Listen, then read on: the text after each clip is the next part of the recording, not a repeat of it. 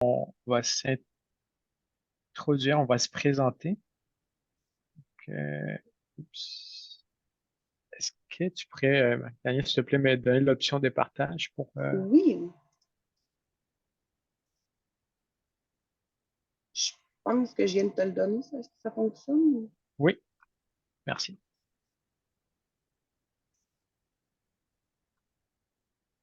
Parfait. Est-ce que vous voyez l'écran? Oui, c'est bon. Excellent. Donc, Nicolas, est-ce que tu veux commencer? Ouais, OK. Ben, bonjour tout le monde. Mon nom est Nicolas Turgeon. Je suis directeur du groupe Performance environnementale industrielle chez Investissement Québec CRIC, donc le bras accompagnement technologique d'Investissement Québec. Ça me fait extrêmement plaisir d'être avec vous ce midi là, pour partager un petit peu ce qu'on peut faire effectivement pour accompagner les entreprises tant au niveau financier que technologique. Super. Et pour ma part, donc, Georges Hernan Zapata, je suis conseiller spécialisé aux initiatives et stratégiques à la direction principale des stratégies de développement durable d'Investissement Québec. Donc, je suis les professionnels responsables de l'initiative qu'on peut faire dont on va parler aujourd'hui. Donc, en fait, sans plus tarder, donc, entrons en matière. Donc, au niveau de la présentation, on va faire un bref, en fait, survol de, en fait, qu'est-ce que c'est Investissement Québec, c'est quoi l'offre de service d'Investissement Québec. Par la suite, on va présenter l'initiative compétitivère en tant que telle. Donc, avec ses quatre piliers, son objectif principal et ses solutions, notamment au niveau du financement et surtout au niveau de l'accompagnement technologique. Vous allez voir, on va vous présenter un outil très intéressant justement pour guider vos démarches en termes de virage vert. Donc, justement, pour commencer, au niveau d'Investissement Québec, donc, pour ceux qui ne le savent pas, on est une société d'État. Donc, on est le partenaire incontournable pour la croissance des entreprises. Donc, dans ce sens-là, on agit en fait comme le principal bras financier du gouvernement du Québec. Donc, en matière de support à la croissance des entreprises, tout ce qui est entrepreneuriat également. Euh, et on a une offre intégrale, en fait, qui va, en fait, de l'accompagnement, conseil d'affaires, accompagnement technologique, jusqu'au financement pour la réalisation des projets en tant que tel. Justement, en ce qui concerne les conseils d'affaires, ben, il y a des équipes un peu partout dans toutes les régions du Québec qui seront là pour accompagner les entreprises à travers des meilleures pratiques d'affaires, les aider également à faire des maillages pour différents types de besoins. Il y a également un service d'aliments en ce qui concerne les stratégies d'affaires, tout ce qui est orientation stratégique également. Et on a aussi, à titre des mandataires pour le compte du gouvernement du Québec, on administre, on gère des aides financières, justement, des subventions, donc pour supporter différents types de projets, notamment en innovation, en transformation numérique, automatisation et bien d'autres. Euh, Justement, aussi, on offre au niveau de l'accompagnement technologique. Donc, plus précisément, pour accompagner les entreprises dans tout ce qui est projet d'automatisation et robotisation, ce sont des experts, justement, qui accompagnent les entreprises dans ce sens-là, au même titre, justement, qu'au niveau du virage vert. Donc, justement, Nicolas, ici présent, dirige l'équipe de la performance environnementale industrielle. Donc, cette équipe-là, il pourra nous en parler plus en détail aussi par après. Donc, cette équipe-là qui accompagne les entreprises dans le virage vert. Euh, on agit également au niveau de soutien à l'international et c'est en collaboration avec les réseaux des ORPET, donc l'équipe des CERDET. Donc, on a des équipes Investissement Québec international qui travaillent en collaboration justement avec les ORPET pour aider les entreprises à exporter. On a plus de 30 bureaux à l'étranger dans 19 pays et 6 villes canadiennes. Donc, où on a des gens également sur place donc pour vous aider justement dans vos projets de développement des affaires à l'international. Et les financements pour vous permettre de réaliser vos projets. Donc, ça prend différentes formes, dont notamment des prêts, garanties de prêts, mais aussi des capital de risque et capital de développement et fonds d'investissement. Donc, maintenant, entrons en matière. Donc, au niveau de Compétifer, l'initiative Compétifer, ce qu'il faut comprendre, c'est qu'Investissement Québec, ben, notre rôle, c'est supporter justement le développement économique du Québec, justement en supportant les projets des entreprises. Dans cette perspective, on est toujours en fait un suivi constant des enjeux auxquels les entreprises sont confrontées. Et donc, dans cette perspective, on développe des initiatives, des actions stratégiques pour les supporter, pour répondre à leurs besoins. Et justement, dans un contexte marqué, en fait, par une crise climatique, un contexte marqué par des pressions des grands donneurs d'ordre. On va en parler un peu plus en détail, par des réglementations qui sont de plus en plus présentes de la part des gouvernements en matière environnementale, mais aussi par un contexte marqué par des opportunités justement que ouvre tout ce qui est le développement durable en tant que tel. On a mis en place justement l'initiative Compétiver, donc dont l'objectif principal, c'est d'encourager les entreprises à adopter des technologies propres et des pratiques éco-responsables afin de devenir plus compétitifs, donc tout en réduisant l'empreinte environnementale. Donc, c'est une initiative qui a été lancée en avril 2021, donc il s'échelonne sur 3 ans, donc l'initiative arrive à échéance techniquement l'année prochaine, mais on est déjà en train de travailler sur sa suite. Donc, une cible de financement initial pour cette initiative de 300 millions de dollars. On se rappelle qu'on était dans un contexte post-pandémique, donc il y avait beaucoup de réserves justement par rapport à l'intérêt des entreprises au Québec à entreprendre le virage vert, mais on a été très heureux de constater qu'il y avait un très grand engouement pour prendre le virage vert. Et donc, la cible triennale a été dépassée la première année, ce qui nous a amené à réviser notre cible. Et donc, on s'est fixé une nouvelle cible de 1 milliard de dollars. Donc, il faut comprendre que c'est juste une cible, mais on travaille fort pour la dépasser. Ça, c'est l'objectif et on est sur la bonne voie de l'atteindre, justement. Donc, Compétifer, donc une initiative qui est basée sur 4 piliers. Donc, le premier pilier, c'est améliorer la compétitivité des entreprises par l'adoption de technologies propres et des pratiques éco-responsables, qui est l'objectif principal de l'initiative. Il faut comprendre que chaque pilier, en fait, est supporté par des actions en tant que telles, concrètes, des solutions. On va en parler un peu par après de ces solutions et ces actions.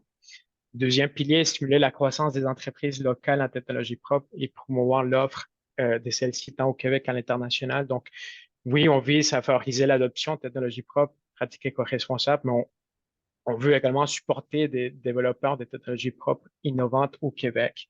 On veut les aider également à rayonner au Québec pour avoir un effet de contagion, en fait, montrer par l'exemple justement qu'ils utilisent des solutions concrètes pour prendre des virages verts. Et on veut les accompagner aussi à développer leurs affaires à l'international. Troisième pilier, renforcer la collaboration avec les acteurs de l'écosystème lié à l'économie verte. Donc, on sait bien qu'au Québec, il y a différents organismes à différents types de niveaux, autant différents paliers gouvernementaux qu'organismes parapublics et autres, qui travaillent dans le sens d'aider les entreprises à entreprendre le virage vert. Et on sait bien que si on veut atteindre les objectifs qu'on s'est fixés, ben c'est en concertation, en travail des concertations avec ces acteurs-là qu'on va arriver. C'est dans cette perspective-là qu'on travaille aussi, donc à tisser des liens avec les différents acteurs dans l'écosystème, à générer des projets de collaboration, de générer des partenariats justement pour travailler dans le même sens. Et quatrième pilier, donc être en partenaire incontournable de la croissance des entrepreneurs, des entreprises, d'une économie innovante, inclusive, ouverte et durable. On sait bien que justement, si on veut amener en vent des changements, on veut amener les entreprises à entreprendre le virage vert, mais il faut donner l'exemple également. Et donc, à même Investissement Québec, on a entrepris depuis les dernières années, donc en changement, on a entrepris en virage vert aussi, donc en adoptant notamment une politique de financement responsable et durable. On a introduit des actions, en fait, on s'est doté d'un plan d'action en développement durable également. Et donc, ce qui guide justement nos efforts pour aussi accompagner les entreprises dans ce sens-là. Je parlais de solutions tout à l'heure, donc il faut comprendre que ça s'inscrit dans un continuum. Donc, on agit au niveau de la sensibilisation, sensibiliser les entreprises à l'importance d'entreprendre les virages verts, pourquoi il faut le faire, c'est quoi les avantages aussi de les faire. On agit également au niveau de l'accompagnement et, comme je mentionnais, du financement. Donc, notamment au niveau d'une solution, en ce qui concerne la sensibilisation des entreprises, c'est nos classes des maîtres. Donc, c'est des conférences virtuelles qui sont données sur une base mensuelle où on aborde une variété de sujets, donc qui permettent justement, comme je l'ai mentionné, autant de parler d'importance des passer à l'action, mais aussi des avantages dont les entreprises peuvent en bénéficier. Et justement, le 3 octobre dernier, notre dernière classe des maîtres, elle a porté sur les facteurs ESG, donc comme un catalyseur des rentabilités, des compétitivités et des pérennités. Et on avait plusieurs experts, en fait, sur la table. En fait, c'est virtuel, mais on avait plusieurs experts et donc qui nous ont parlé justement des perspectives, des opportunités d'affaires, mais aussi le contexte actuel dans lequel on se trouve, où il y a une pression de plus en plus grandissante des donneurs d'ordre. Donc, on avait des donneurs d'ordre, grands donneurs d'ordre qui étaient là présents et qui ont justement partagé comment ça se traduit concrètement dans leur chaîne de valeur. Nicolas pourra peut-être reprendre un peu par après sur ces aspects-là, mais on avait aussi notre classe des maîtres l'avant-dernière, justement, qui portait sur, en fait, notamment le diagnostic de performance environnementale. Il y a un exemple concret d'entreprise qui a passé l'action Tecalia. Nicolas peut-être pourra en parler un peu plus en détail par après de cet exemple. Juste pour vous mentionner, toutes nos classes des maîtres, vous pouvez les trouver autant dans les microsites des compétiteurs, donc www.competiteur.com. Donc, il y a une section réservée aux classes des maîtres. Il y a également notre chaîne sur YouTube qui est divisée par section, par thématique. Donc, il y a la thématique classe des maîtres aussi, vous pouvez les trouver là. Financement, donc, financer justement la réalisation de vos projets. Donc, on a une solution de financement compétiteur. Donc, cette solution-là, en fait, c'est pour des prêts à terme et garanti à partir de 50 000 $ et plus. Les avantages de cette solution, en fait, il y en a deux plus spécifiquement. Donc, un moratoire des remboursements qui peut aller jusqu'à 48 mois. Ça veut dire que les entreprises qui ont un projet peuvent commencer à rembourser le capital à partir de la 4e année au niveau du prêt. Deuxième avantage important également, c'est au niveau de dépenses admissibles. Donc, nous ne sommes pas une banque en tant que telle. Donc, dans cette perspective-là, les types de dépenses qu'on peut financer sont très variables et ça va aussi dans des aspects qui sont intangibles, notamment des frais de service pour vous accompagner dans le virage vert en tant que tel, des technologies, bien évidemment, aussi. Donc, on est très flexible aussi dans tout ce qui est les conditions de financement en tant que tel pour supporter justement les entreprises dans ces sens. C'est important de comprendre également, j'ai mentionné au départ, donc au niveau de nos activités mandataires, donc on gère des fonds pour le compte du gouvernement du Québec dans cette perspective. Donc, il y a des aides financières qui peuvent également appuyer certains aspects justement de la réalisation de vos projets dans ce sens-là. Et ce qu'il faut comprendre aussi, c'est tout est au cas par cas. Donc, ce qu'on vous conseille, en fait, si vous avez un projet, c'est de nous appeler, prendre contact avec nous et on peut voir autant dans une perspective d'accompagnement que Nicolas va vous présenter tout à l'heure que dans une perspective de financement. Donc, je pense que la meilleure chose à faire, c'est toujours prendre contact avec nous et on va pouvoir regarder vos projets. Sans plus, je vais céder la parole justement à Nicolas qui va nous présenter l'outil dont je faisais mention au départ et qui s'inscrit dans la perspective de vous aider à savoir par où commencer ces virages verts-là. Donc, Nicolas, je te cède la parole. Merci beaucoup, Georges. Super belle entrée en matière pour vous présenter en fait une solution d'accompagnement technologique vraiment très, très concrète qui est venue justement, qui est née du constat du fait que les entreprises sont prêtes à aller de l'avant, mais ils ont beaucoup de misère à savoir par où commencer parce que ça peut quand même être complexe. On le sait, le développement durable, c'est multidisciplinaire.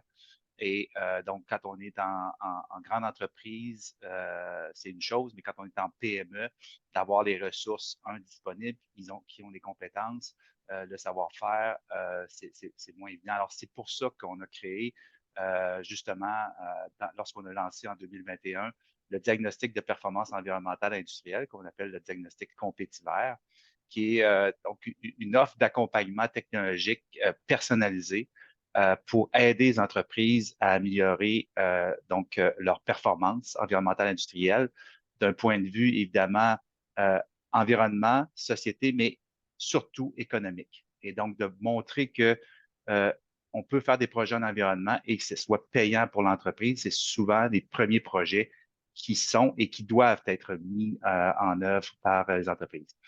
Évidemment, c'est une démarche qui se fait pas tout seul, c'est-à-dire que on travaille pas de notre côté en catimini, ça se fait vraiment en collaboration avec des experts des entreprises. Donc, c'est vraiment des gens en entreprise qui savent c'est quoi leurs freins, qui connaissent un peu leurs problématiques. Nous, ce qu'on vient porter, c'est un regard expert en diagnostic industriel et c'est la conjugaison de ces interactions entre les experts de l'entreprise et les experts d'investissement Québec-Cric qui font ressurgir en fait des idées d'amélioration. Essentiellement, c'est une démarche qui a été élaborée selon les meilleures pratiques internationales et c'est une démarche en fait qui comporte 4 étapes. La première étant la recherche et la collecte d'informations. Donc, on va se renseigner évidemment sur votre entreprise, sur des comparables aussi. Et très, très tôt, et ça prend la forme d'une rencontre virtuelle avec nos experts, avec 2 de nos experts.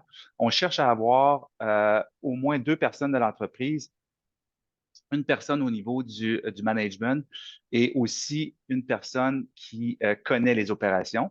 Parce que d'abord et avant tout, ce diagnostic-là, il se distingue par rapport aux autres types de diagnostics qui sont offerts sur le marché parce que nous, en fait, on s'intéresse de plus près au processus et aux procédés manufacturiers. C'est sûr qu'on va aller dans les bonnes pratiques, je vais vous le dire un petit peu plus loin, mais notre force, c'est vraiment au niveau des processus et procédés manufacturiers avec nos experts, ingénieurs, chimistes, microbiologistes, PhD, techniciens également aussi, techniciens laboratoire, techniciens en usine. Donc, c'est vraiment là où on a une valeur ajoutée. Évidemment, on doit contextualiser cette information-là et la seule façon, en tout cas la meilleure façon, à notre avis, c'est de faire une visite du plancher manufacturier, de l'usine en question, pour voir sur le terrain, sur le plancher des vaches, comment ça se traduit, puis mieux comprendre aussi le procédé manufacturier en question.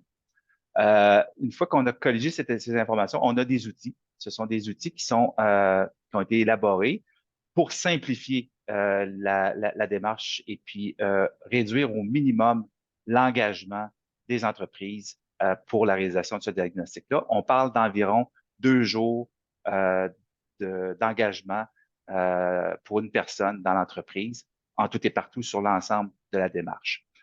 Bon, une fois qu'on a collecté l'information, qu'on a posé les bonnes questions et qu'on a aussi beaucoup écouté l'entreprise, les défis, les enjeux, et qu'on a fait la visite d'usine, après, il y a une analyse des résultats et surtout une priorisation. Parce qu'à la fin de la journée, on peut avoir par diagnostic 12, 15 idées d'amélioration, mais ces idées d'amélioration sont toutes des bonnes idées, mais d'abord et avant tout, comment on fait pour les prioriser? Comment on fait pour dire on devrait commencer par l'idée numéro 4 et l'idée numéro 7 plutôt que les autres? Alors, on a développé cet outil-là avec des critères de pondération en lien avec vraiment votre mission d'entreprise, votre profil décisionnel.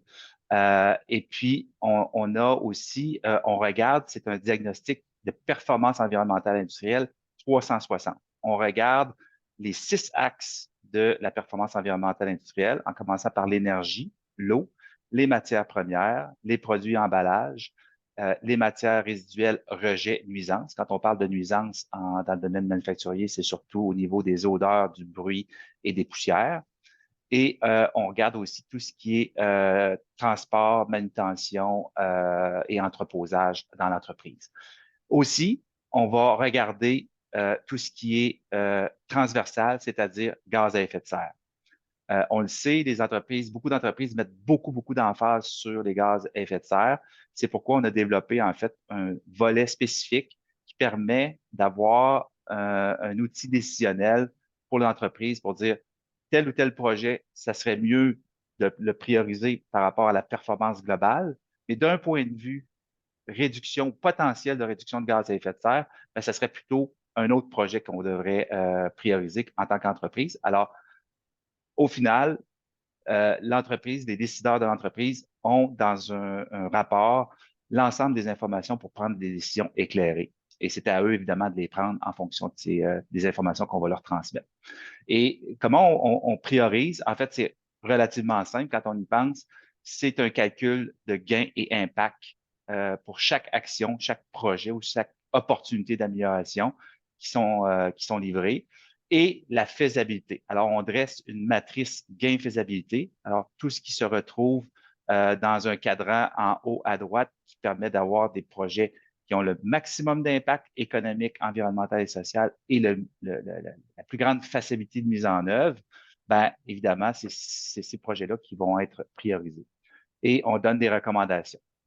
Alors, en termes de recommandations, c'est quand même assez important de dire que on ne s'arrête pas à dire quoi faire. On veut que les gens, les entreprises passent à l'action. Alors, on leur indique avec qui ils devraient travailler pour les prochaines étapes, pour la mise en œuvre de ces recommandations-là et avec qui ils devraient se financer parce que disons-le, il y a une panoplie de programmes. C'est quand même quelque chose d'intéressant pour les entreprises, mais de s'y retrouver dans ces programmes-là, c'est pas évident. Ici, la diapo, ben, c'était justement le volet GES. Puis pourquoi on s'est intéressé au volet GES? Ben, la prochaine diapo va vous le montrer. Puis certains d'entre vous êtes déjà au courant, mais actuellement, la plupart des entreprises qui mesurent leurs émissions de gaz à effet de serre, puis malheureusement, vous n'êtes pas très nombreux encore, mais ça va de plus en plus en grandissant, vont regarder plutôt les émissions directes et indirectes qui appartiennent vraiment ou qui sont sous le contrôle de l'entreprise.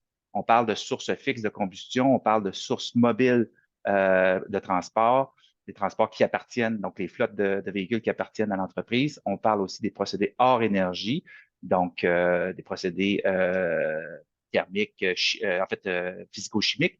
Et on parle aussi de la consommation d'électricité. Donc, ça, c'est des émissions directes ou indirectes, ce qu'on appelle dans le jargon scope 1 et 2. Ça, en général, ça représente 20 des émissions globales générées par les activités d'une entreprise. Le 80 qui est très souvent omis par les entreprises, ce sont les émissions indirectes. La raison en est que elles sont difficiles à aller chercher. Ce sont des données qui sont difficiles, dont l'entreprise ne maîtrise pas. Ce sont les données en amont et en aval de ces activités. Et ce qui fait que ils sont souvent passés sous silence, ne sont pas regardés. Sauf que la tendance est en train de changer. En Europe, il y a des législations qui obligent les entreprises à regarder aussi le scope 3.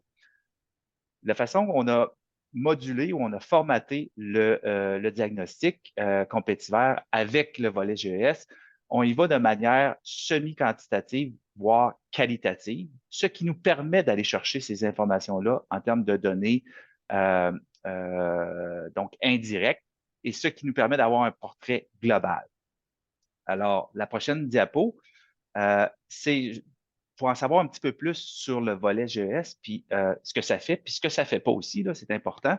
On a fait une classe de maître en collaboration avec l'entreprise Tecalia Aéronautique, qui est une filiale de HeroDevTech, qui ont été les premiers, en fait, à tester ou mettre à l'épreuve ce nouveau volet GES.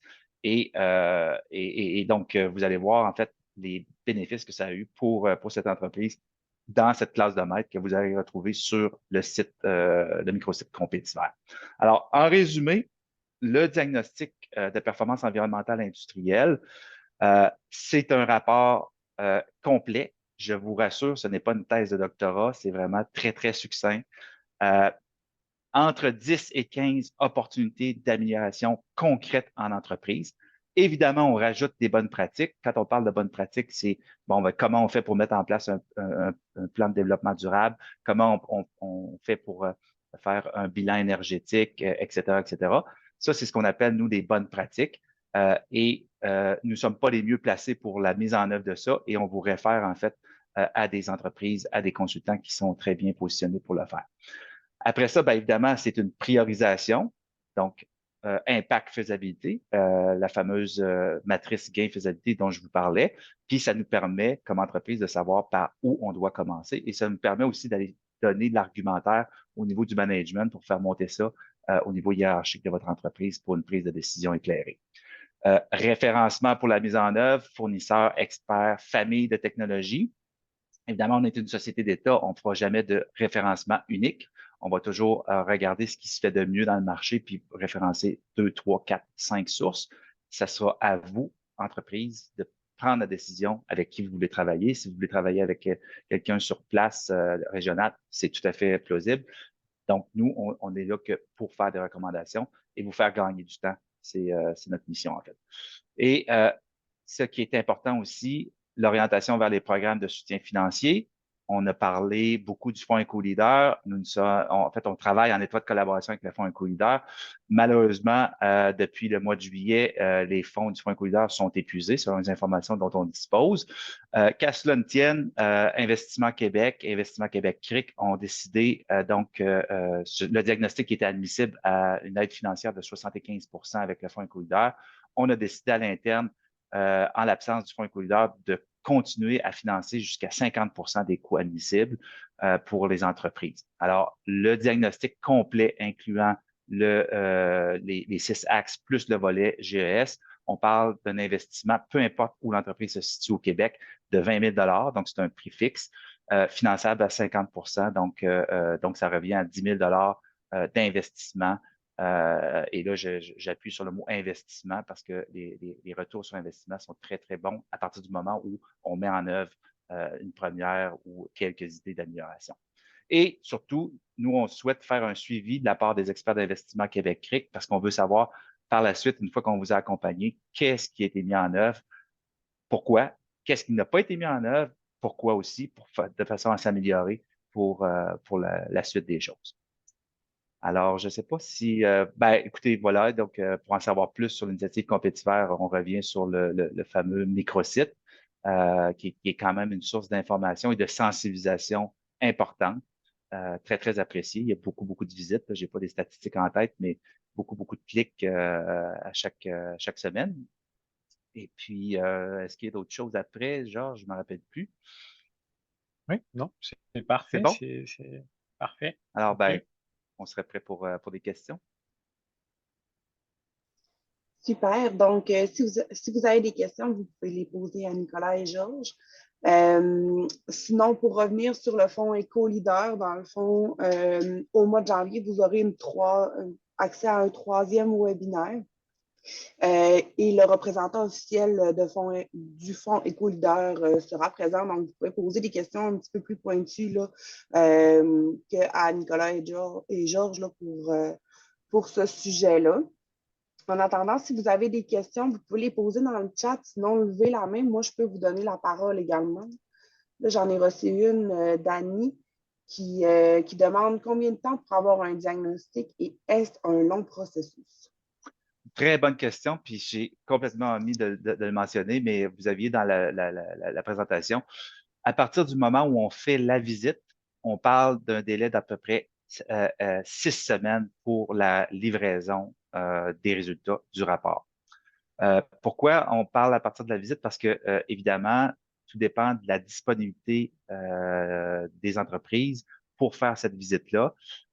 Nous, on peut commencer un peu avant, aller chercher une collecte d'informations, comme je vous dis, faire la rencontre via Teams ou Zoom.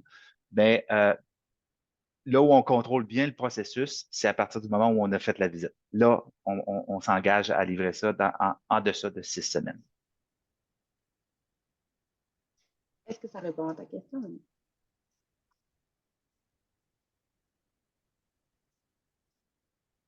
Probablement. Est-ce qu'il y a d'autres questions? Merci, Annie. Oui, vas-y, Georges. Non, elle a répondu oui. Je voyais qu'elle a répondu oui. Donc, si vous n'avez pas d'autres questions, moi, je vais arrêter l'enregistrement. Vous pourrez l'avoir et le partager également à vos collègues. Là. Je le sais que quand vous faites le projet Expert, souvent, vous êtes 2 entrepreneurs, donc vous pourrez aussi le partager. Il n'y aura pas de problème de ce côté-là. Puis, pour les conseillers, conseillères des ORPEX qui sont à l'écoute, vous pourrez également l'envoyer aux entreprises qui n'ont malheureusement pas pu être présents aujourd'hui. Donc, je tiens à remercier Nicolas et Georges d'avoir été là ce midi et de nous avoir appris pour le compétiteur ainsi que... Oh, attendez, j'ai une autre question. J'ai Louis Parent qui demande, allez-vous transmettre la présentation? Oui, je vais transmettre la présentation via courriel. Soit ça va venir de votre conseiller d'ORPEX directement, ou soit ça va venir de moi directement, mais effectivement, d'ici la fin de la semaine, vous aurez la présentation.